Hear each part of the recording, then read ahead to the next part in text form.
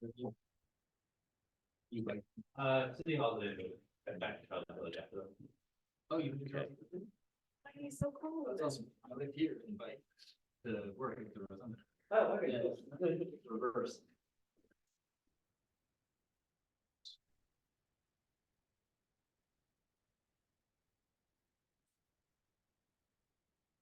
Figure out how to grab this. G-A-V-I-O. Okay. Hi, Miss Cheryl. Did you get my text?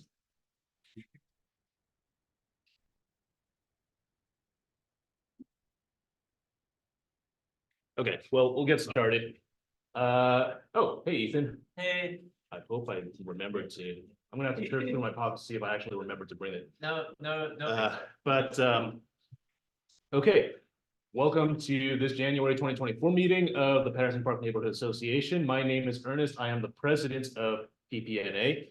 And thank you all for coming. I know that January is usually not a time when people want to get out of their houses or join meetings like this. You'll also notice, those of you who have been here before, that all of our board is gone because actually they're all out of town, except for me. I'm the loser who got stuck back here in Baltimore. No, I'm kidding. I'm happy to be here. So we don't have too much of an agenda, but we do have some news to tell you about stuff we have plans in coming up. But for those of you who are new, you are in Patterson Park Neighborhood Association, and I normally put up a sector map, but I didn't have that prepped. But those of you who are in the room, there are cards on the table over there which have the map of all the sectors. So you can grab that and get all that information.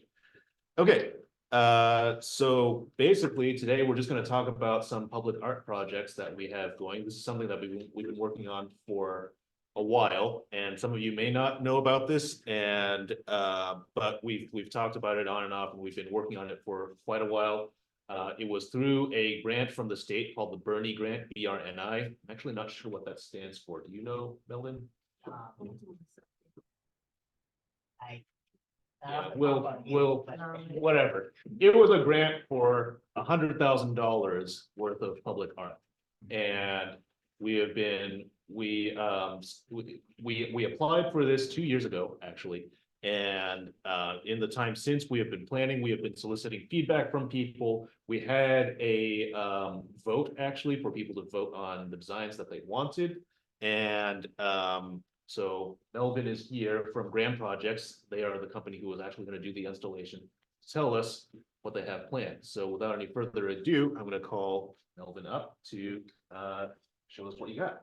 Should I stand and look this way, or is there a preference? I'm just gonna say, so in the Zoom, if you don't hear, just unmute yourself and say something.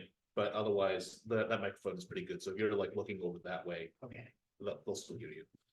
Thank you so much. To everyone on Zoom, my name is Melvin. I'm gonna kind of turn this way and see everyone here present. But I'll go through a presentation, and then if you're online, you can go and type questions in the chat. Those of you will have a little brief moment after the presentation just to answer any questions. I'm really excited and I'm really honored to be here. I work with Graham Coryell Allen. He's a public artist here in Baltimore. We just had a recent article published in the Washington Post talking about the work that we do here in Baltimore, making it a more livable, walkable city for people who want to use their bikes, walk, and continue doing the things that we do here in Baltimore City.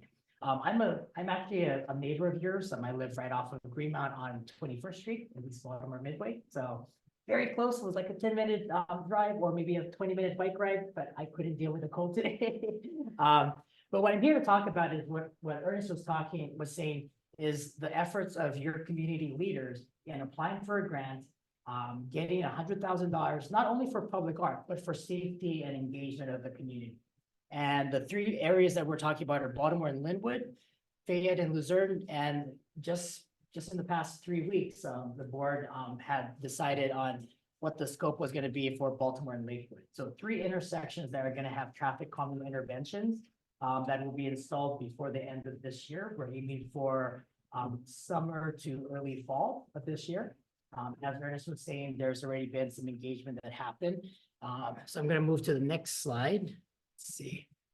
Fingers just had to, Oops. yeah, 2 fingers and just down, yeah.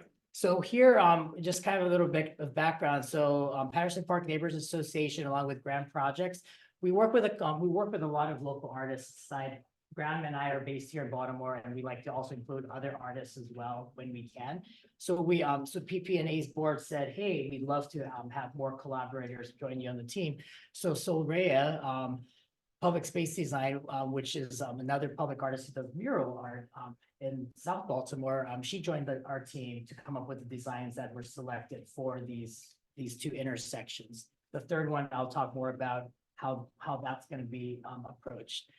So back in just some background. So back in March of 2023, we conducted 2 neighborhood pop-ups, like these little events that you get to share your ideas, and some neighbors near Baltimore and Linwood and Fayette, Missouri were able to come up by the intersection, meet the 2 artists, Graham and Nicole, and share their ideas, what they envisioned for the area. And a couple of different design concepts came up. And between the months of April through May, online voting went on. So those of you who are on the PPNA list got to vote. So I'm going to show you now what was selected. So here at Baltimore and Linwood, as the existing design of the intersection, this was done a couple of years ago by some of your neighborhood leaders. And so what we're going to be doing is actually installing pavement coating instead of just paint. So this will actually be much more durable and longer lasting. And so the design that was voted on is called Patterson Plumage. As you can see, it's going to be a lot brighter. It's going to fill the intersection, and really, as you see onto the sidewalk, we'll have the ability to have what's called a community paint day.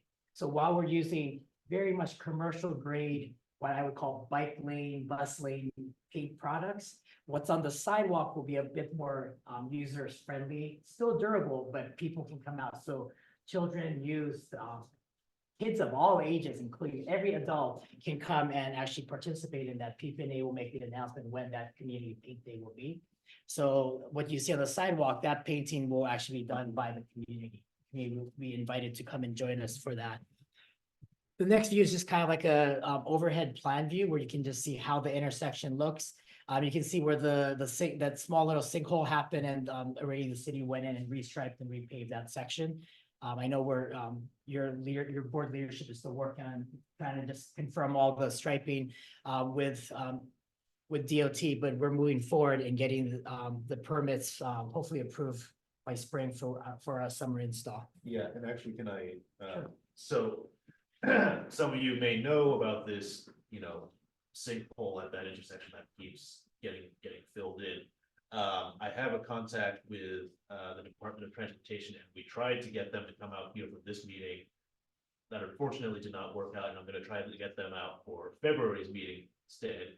All of these are recorded, so even if you miss it, don't worry, we'll email it out to you, and we'll have a recording so that you can see what they say. Without speaking on behalf of DOT, what I have been told is that there's a sinkhole problem under there, and that's really an issue for DPW to address. And it requires somebody to actually bring heavy equipment, dig down in there. There's probably a pipe or something that needs to be replaced or fixed or something like that. So, the Department of Transportation can fill in fill in the gravel or the asphalt, but there's really a structural problem underneath. However, DOT can come and actually, tell us the facts of what is actually going on there. And like I said, hopefully we'll get them in February. I'm emailing them constantly and being a pain in the neck to try to get them. And unfortunately, that is what you have to do to get a response from the city. So, anyway, again, sorry, I just wanted to let you know. So some people have asked, okay, are we going to be able to install this while Honey the Pothole is still developing? And we will get an answer for you, but the answer, I believe, is yes, because if something happens, it's really the city's responsibility to fix. Yeah, to Ernest's point that, it's also happening on the corner that no art is being installed at. So it should not be an issue. We're still moving through the permitting process, so there's multiple eyes looking at the application that PPNA has already submitted and signed off on, so. So far they said yes, but as Ernest was saying, if there is any concern, we'll revisit that, but this doesn't mean that the other sites we're presenting on will not be installed. It's just a site that neighbors have brought up some concerns over. So for Fayette and Luzerne, this is where the M&T Bank is. This is the current existing intersection, and what was voted on was Aquila Constellation. So again, all of this is gonna be filled in completely. Again, for the reason for traffic calming is one, rebuilding the entire crosswalk and elevating it is a bigger investment, capital investment. But to actually fill it and make it so people can see it, drivers and pedestrians can see that that is no longer a drivable area, is the key to increasing safety. Again, there's a few other places that the community will be invited to. As you can see, the big yellow dots that are up the north side of Fayette. As well as on the sidewalks, fronting the bank, there will be another community paint day that PPNA will announce for when folks can come out. There are a lot of young children that were on that block that gave their ideas, and so the parents and families were like, can they come and paint? We're like, absolutely. It is a way to get everyone to feel like they can be part of this, and they were the ones who were given the ideas that came up with this decision. And I see some faces in the room who were like, I remember the voting. And it's like, yes, there's where your votes went. So the last site is Baltimore and Lakewood. This is also one near another school. And for this project, there were a lot of the goal here is we can see that there are some crosswalks. They're not very well striped, and cars park in them. As part of, again, the north entrance to the park. And so what we're proposing here, because it's a large space, is restriping it with high visibility continental crosswalks and doing a full color code of the intersection. So this is actually a plan view of seeing all of that where you typically see cars parked. It will get fully colored, painted in with a solid color. This will not have art. This is kind of what we're calling traffic calming phase 1, where we're putting the new striping in because we want to make sure that the distance between, as people cross over Baltimore, is not as long as it is. It narrows the road so people don't speed through and they don't park in those areas. There's a lot of conversation now about what they call daylighting. Daylighting is having cars parked further back from any intersection or crosswalk so pedestrians can be seen from the road. This is what we're trying, what PPNA has said they wanted to do because it's a highly trafficked crosswalk, and especially because the school's near it. For questions about those who are on Zoom and people who live near this, I say phase 1 because we want to maximize the amount that the grant funds could support, and doing a full color, single color that will be determined between PPNA and the school will make this look much more full than just lines with asphalt. You're going to put a full color. Phase 2 could then become a school art project where kids can go out with their art teacher and stencil or do other things at a later date. But the goal is let's get this intersection safer for all. And this is the best use of funding given the amount of funding left from this project. As Ernest was mentioning, so we just have to recognize the grant funding sources. So it is from the Maryland Department of Housing and Community Development, along with the help of the Southeast Community Development Corporation. So with that, I know there's a couple chats and questions, so I'll let Ernest bring that up so we can see what those questions are. And those of you in the room too, you have questions. There's a comment about potty the pothole. So but if you have any questions, feel free to unmute yourself or put it into the chat, or if anybody has a question here in the room, yeah, go for it. Sure. My first question is just in terms of use talked a lot about the community coming out for the community think days, which I love. My question is, how is that being made? Like being pushed out to the community with what timeline? Because I did see there was one that was done a couple months ago and I saw the information pushed out, but when I saw it was just right before. Totally could have missed some things, but just wondering kind of what the plan is or who owns sharing this. So, the one you're thinking about is actually a different neighborhood, first of all, that's Highland Town. And I don't have any insight into how they publicize things.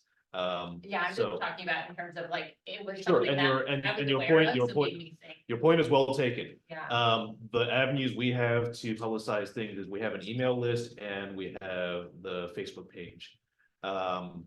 I would love to be able to go knock on every door and stick a flyer in everybody's door saying, come out on this day. I don't have the manpower to do it. If you have other ideas, I'm all for it. So if you have, and we also have an Instagram account, we'll put that out there too. That will get something. And I can support Ernest in saying that every community that we work in, we allow the community association or the client to decide on how they communicate the event out. So sometimes we work with schools, so it's a PTA that does the communication. So that's on our side, like, It's on the community or the PPNA client side. side, right? Yeah. But I think for PPNA, we have a great working relationship with the PPNA board. And because we're moving through this project pretty swiftly, I mean, we're not at the 1 year mark since we just started to ask. Sometimes these projects can take 18 to 24 months. So we're looking for a summer to early fall timeline. That will give us good weather, right? Versus saying, oh, we're gonna install it in October, or we're installing it in April. So hopefully because the frequency of the community association meetings are monthly, they'll be able to say, hey, we're looking at June. And then as we get closer, right, we'll be like, we're looking at this weekend in June. So I hope we can try and communicate exact dates along with rain dates in case. And we usually, as a company, we do that too. We say, here's the date and here's the rain date if it rains. What's hard though is sometimes people will see the rain date and they'll look out their window and say, it looks like it's gonna rain, so I guess it's the rain date, and then they miss it, right? As we know, you could be in Charles Village, but be down here and it's totally, night and day with the weather. So check with PPNA, but as Ernest was saying, there's all these different ways to do that, but we have a really good working relationship with your community association. my other question is similarly along the lines of like, where does ownership lie in terms of a pass up I heard? So I love the idea of phase 1 and phase 2, especially with, I mean, I think I'm a very safe driver and I have almost hit people on Baltimore because it is, I think you talked about the daylighting. It's like, especially runners, people with their dogs, you can't even see them. So I get really concerned around the kids. My question though is around phase 2, you mentioned, that could potentially be a school project, Yeah. et cetera. How does that kind of idea of phase 2 get picked up and passed off? What's that ownership look like? So it's not just a idea, but somebody's actually owning phase 2. So I'll say, I think how this came about was a community leader, another board member who The previous president. yeah, In who fact, like the neighbor said, hey, why don't we do this together? And then they got together, wrote a grant and did this. PPNA, as most community associations, is an all volunteer organization. So it takes volunteers. So the hope is, and I call it phase 1, is because this is what this grant can afford. Yeah, right? of course. If the school wants to take it up, or say the neighbors on that block want to take it up, that's sort of what happened with all these other sites was, the board president, along with some neighbors said, hey, we should just pay Baltimore and and Linwood, and let's do Fayette and Luzerne. So people are identifying this. I know some other neighborhoods, it happens more strategically where they have a bigger plan. I think PPNA has that. So I would encourage you folks to volunteer, find out how you folks can get involved with this. You coming to these meetings are one of the most important parts. So Yeah. I think, so yes. Of course, I'm just trying to Yeah. clarify though, it sounds like right now there's no ownership for phase 2. I mean, it's not, like There I is- worked at a volunteer organization. for correct, 9 years. there is, I'm just trying to, correct, there is not. So to be fully transparent, the plan for over there at Baltimore and Lakewood was really only decided last month. Okay. And it was, to make a long story short, an issue of sort of like, okay, here's the price for doing Baltimore and Linwood, here's the price for doing Fayette and Luzerne. Here's how much money we have left. What's the best way to spend this? Talking back and forth, talk with the board. All right, maximize it. Let's put solid thing here at Baltimore and Lakewood, and we're in the process now of reaching out. I know the principal of Patterson Park Public Charter School, and we'll talk, but you're correct, nothing has begun yet. Yeah, but it sounds like there is still, I mean, I would call that like ownership, right? You're still like working There's on it, it's interest, not, right? Right. There's yeah, like interest in sitting this. just kind of as a idea. Yeah, So, and I think Craig just said the same thing too, is hopefully then the students there can work on the future design. yeah. 100%, right? Sometimes people don't see, once they see something, then there's more like, oh, I want to keep doing more stuff, right? So this is kind of like a jumping off point to more things happening that are gonna happen in your neighborhood. Any other questions? I really appreciate Patterson Park Neighborhood Association and you folks here as a neighbor to me, and also that many of us come through this space that we'll be able to get this installed. As Ernest was mentioning, if there's stuff that you see as a neighbor, it never hurts to 311 that. If you think that the crosswalk needs restriping, if you think that there's actually a thing on Baltimore 311 that you can say, I would like flex posts and bump outs, I would like this. And if they keep seeing Ernest and my name, you know, they're like, oh, that's just those two guys. But if they see other people's names, especially people who live near the area, I say this all the time at any community here in our city and at my neighbors, because they're like, no, then why don't you just do it? I'm like, oh no, if we all do it, there's more opportunity for the city to help make that better. So thank you for being here. We look forward to doing these community paint days. And any other questions you can forward to PPNA, and then I'll try to address them next time too. Thank you. Thank you. Thanks. Didn't have too much else to tell you all about, because, well, anyway, we're all recovering from the holidays. One thing I will tell you is that we have a big event coming up in February. So Super Bowl, we are going to get, those of you who know Off the Rocks, they have an upstairs room. And it has two, I have been told 70-inch TV screens. I haven't physically seen them myself, but I'm told they are two 70-inch TV screens. So fantastic for watching them there. And we are going to provide, food and soda. And I'm still in the process of reaching out, but I'm hoping to get some gift cards from local businesses so we can raffle them off. It's a fundraiser, so tickets will go on sale. We have to figure out exactly what our budget is and what the price of the ticket is. That's why tickets are not on sale today, right as I speak. But if you're on our email list, I will send that out. And Super Bowl Sunday, February 21, I think, 11. Okay, I'm always terrible at that. Sorry. February 11th. February 11th. And hey. And Ernest, Yes. Yes, Miss I Cheryl. thought we were doing food and water. Did we say sodas too?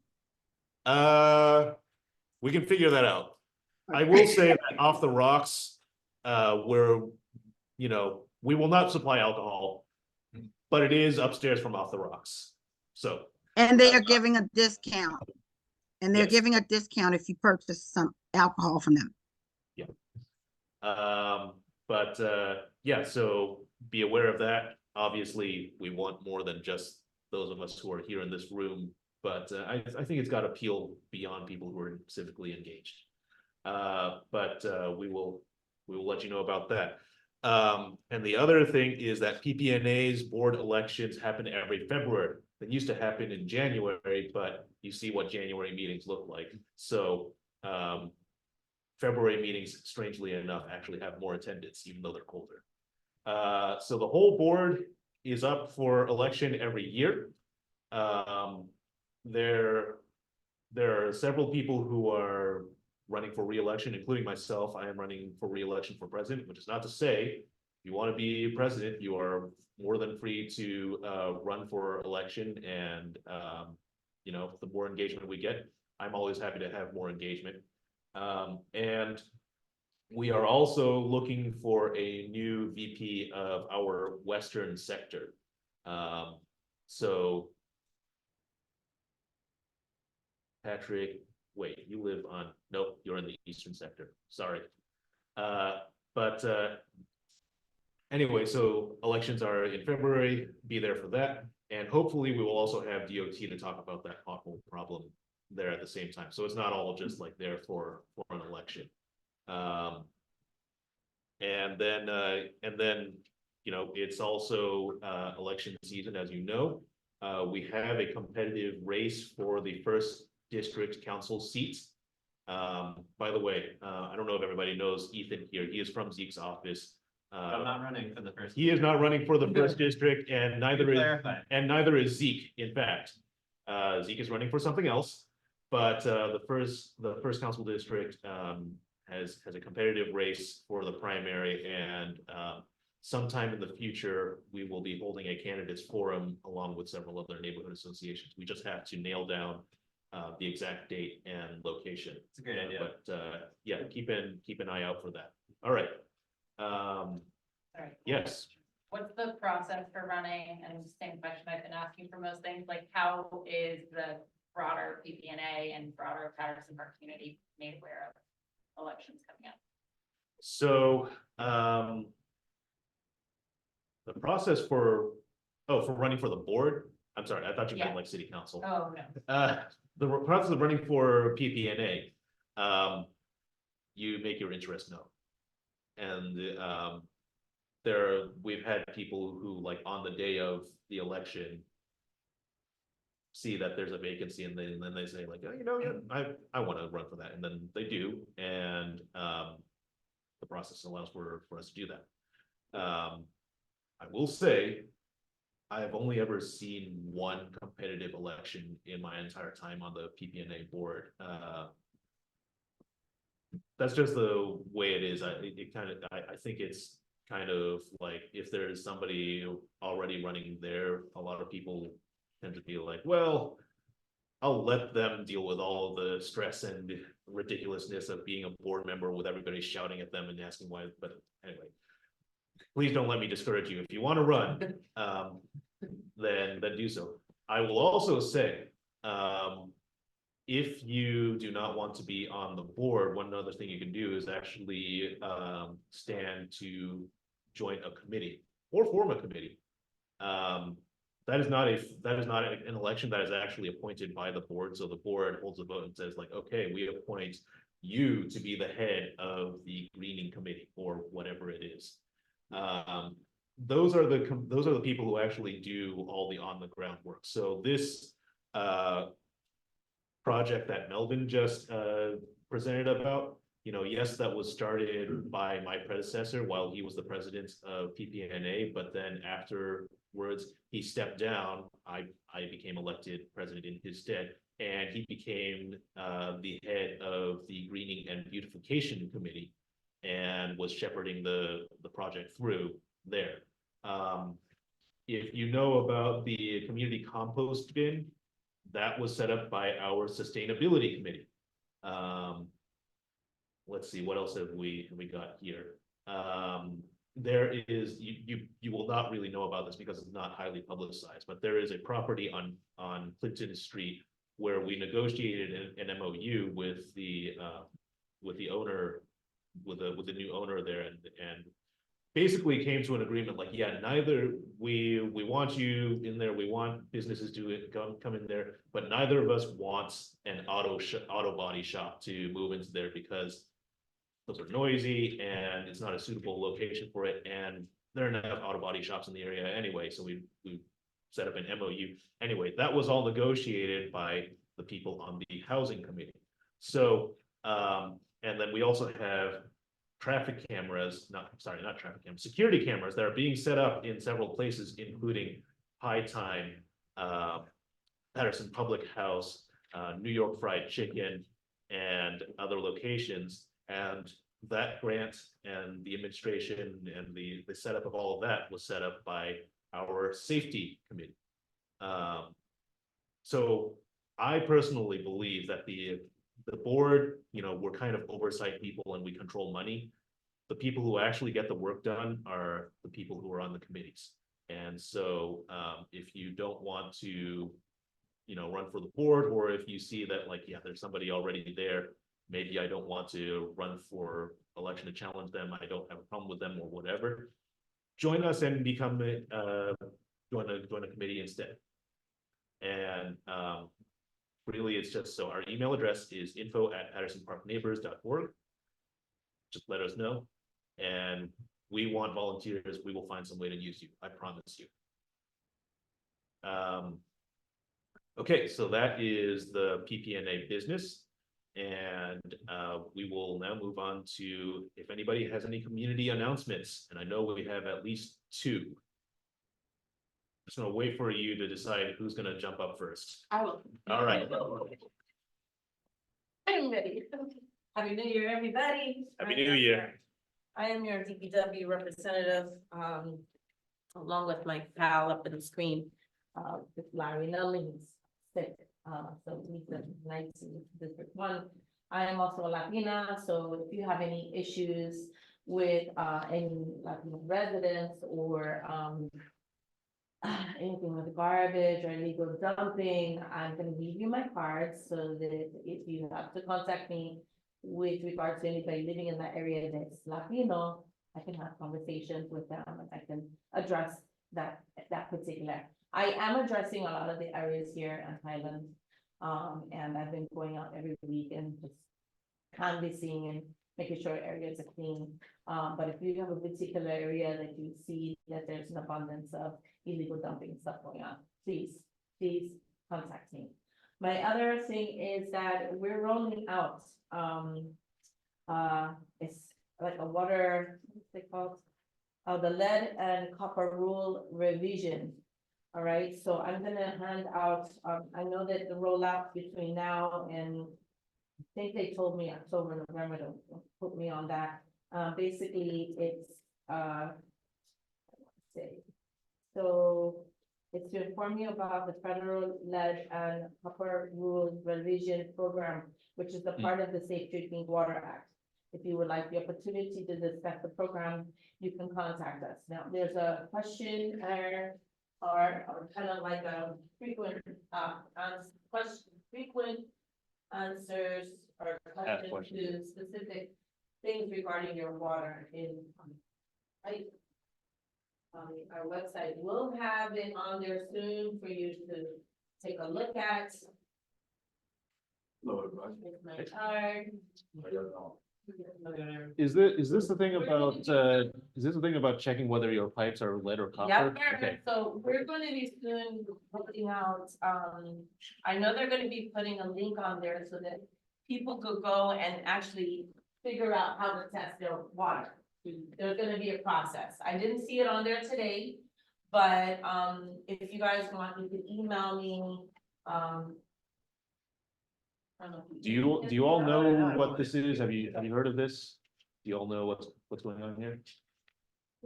Okay. So the EPA, the federal agency, put out a rule basically saying that all lead pipes that are all lead pipes leading to residential houses must be replaced. Problem is, we don't actually know which pipes are lead, which are copper.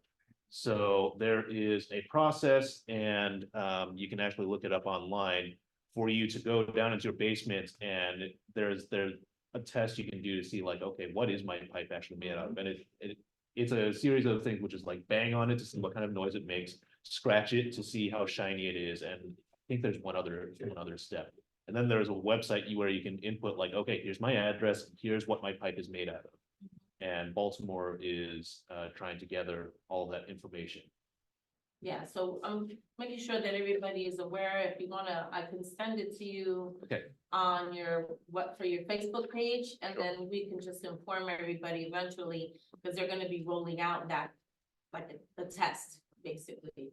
Just to tell the process of how to figure out what's what, and then report it back to, now we're rolling it out with Baltimore City and Baltimore County.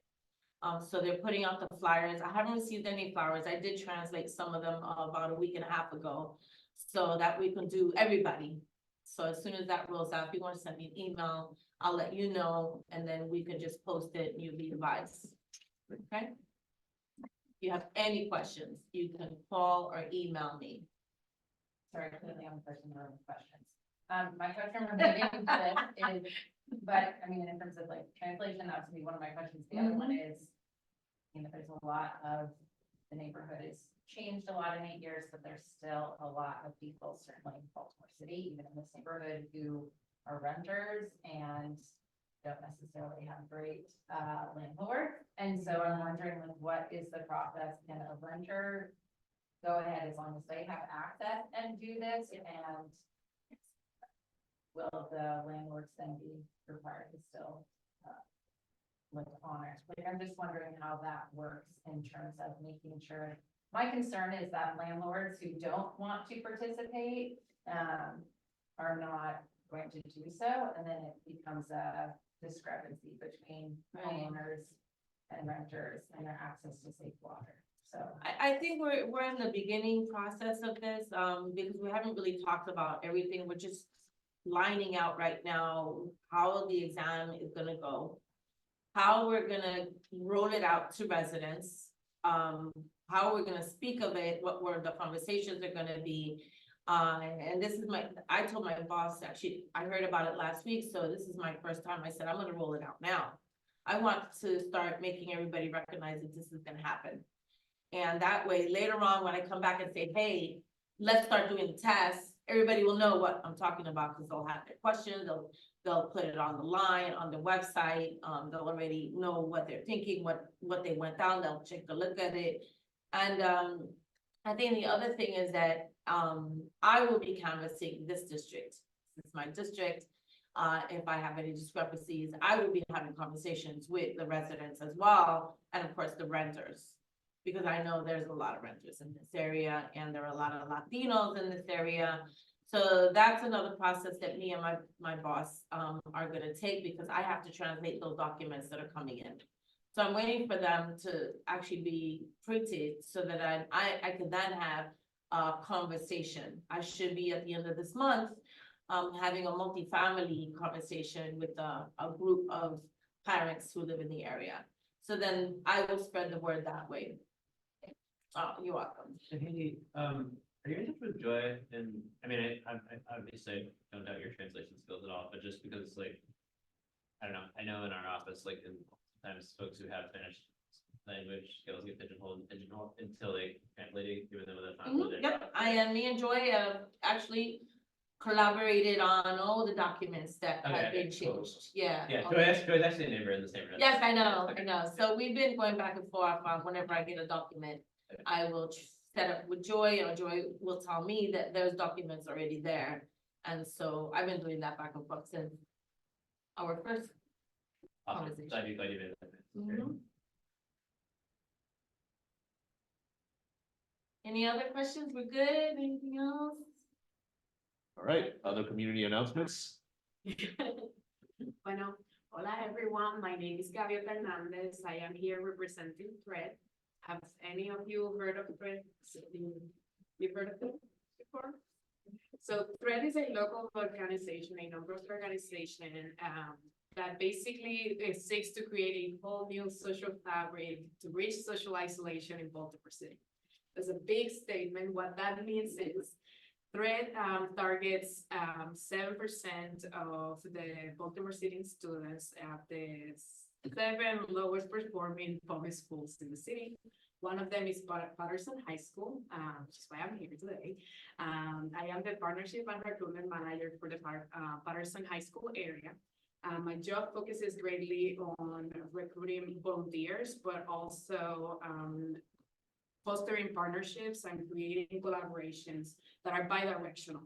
So that is at the core of the organization, looking for a way to support each other as organizations, collectives, and individuals, because it's in our hands, definitely. Which, by the way, it leads me to when I heard the two of you talking, I was like, oh my God, how can THREAD help you with the different projects and goals that you have coming up? So I'm excited to talk to you a little bit more about that, and how to get involved in person events and also remote events. To get to weave and use social fabric in Patterson, and the community around it. Would you like to add anything? I'm Arnitra. I am the current community engagement specialist at Patterson and soon to be community manager. And yeah, when I heard about the projects, so many of our young people could use service learning hours. So to work within their community, just to understand like what service is, and not only that, but like to see like how things work within their own community, and see how they can like start getting back and like identify things that they would like to improve, and just, you know, become more like woven into the spaces that they're in. So, I just realized that I lost my train of thought earlier. So, we target Patterson High School, the students that are at the bottom 25% of their class in regards to their GPA. And then once they are enrolled in the 9th grade, they are assigned a group of up to 4 volunteers in which they support each other with things like going to school or going to the doctors, but also ensuring that the student feels empowered and you know, in order to progress throughout their career and are able to complete high school. And they stay with Brett for 10 years. Of course, we do not expect volunteers to volunteer for 10 years. But there are numerous different roles for volunteers, depending on the time commitment that the person can sign up for. So something like as often as once a week, or as often as once a month or bi-monthly, working directly with the students or in a more leadership role within the organization, etc. So yeah, I also want to connect with you as well. Sí, definitivo, porque like we want to make sure that, especially I am Puerto Rican, my goal right now, not only to recruit volunteers, but also to connect with the Hispanic speaking community. We have a huge population in Patterson High School, especially, you know, students who have like difficult backgrounds, and we want to make sure that they are welcome and like cohesive in the community. Right. Anybody has any questions? This sounds good. Thank you. And you and I have emailed. If you just send me the information you want me to put out, I can make sure it gets sent out on our email list. Okay. We're going to be walking around Patterson throughout the weeks.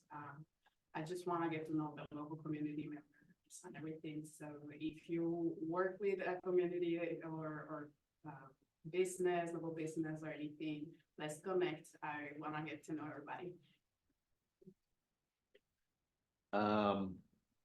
By the way, just wanted to introduce you all to Abram. So he is the board member who represents the eastern sector. Do you all live north of Baltimore or south of Baltimore? Yeah. Okay. North. Okay, do you know Abram? He's your representative on the board. You should get to know him. Yeah. Yeah. All right. Yeah, everybody gets to know each other. So, yeah, and that's it for the agenda, unless anybody else has any other news or announcements for the good of the community. All right, great.